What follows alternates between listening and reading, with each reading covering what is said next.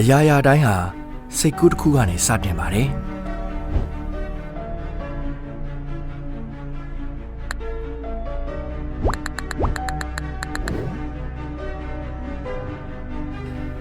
စန္ဒတစ်ခုသိကျင်တဲ့စိတ်လေးတစ်ခု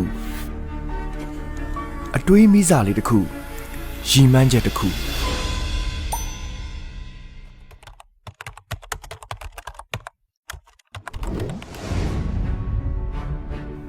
ကဘာကြီးကိုမောင်းနေတဲ့စီးပွားရေးအင်ပါရာကြီးတွေလူနေမှုဘဝကိုပြောင်းလဲပစ်လိုက်တဲ့ကဘာကျော်အမတ်တစိတ်တွေနိုင်ငံပေါင်းများစွာကိုချိတ်ဆက်ပေးထားတဲ့ကုန်သွယ်မှုကွန်ရက်ကြီးတွေဒါတွေအားလုံးဟာလူတစ်ဦးတစ်ယောက်ရဲ့စိတ်ကူးတွေကနေစတင်ခဲ့ကြတာပါပဲ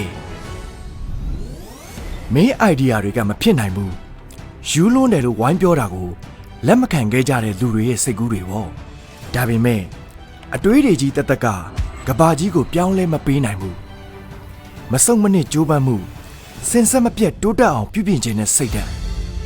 မအောင်မြင်တာကိုလက်ခံပြီးပြန်လဲစတင်ဝန်းနဲ့ကြန့်ခိုင်မှု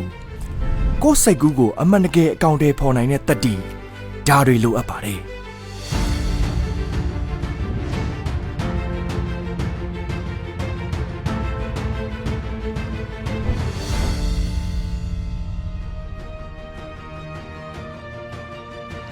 strategy first မှာကျွန်တော်တို့ဟာစိတ်ကူးတွေကိုယုံကြည်တယ်။အဲ့ဒီစိတ်ကူးတွေကိုလက်တွေ့လှုပ်ဆောင်မှုနဲ့အတူတည်ဆောက်ပါတယ်။ဘာဖြစ်လို့လဲဆိုတော့တကယ်ဖြစ်ရှိအောင်အကောင့်တွေဖော်တဲ့အခါမှာစိတ်ကူးတွေကတန်ဖိုးရှိလာတာမို့ပါ။ဒါကြောင့်မင်းမှာကဘာကြီးကိုပြောင်းလဲမဲ့စိတ်ကူးရှိရင်မှန်ကန်တဲ့ပထမဆုံးခြေလှမ်းစလန်းလိုက်ဖို့လိုတယ်။မင်းရဲ့စိတ်ကူးကဘာလဲ။မင်းရဲ့ခြေလှမ်းကဘာလဲ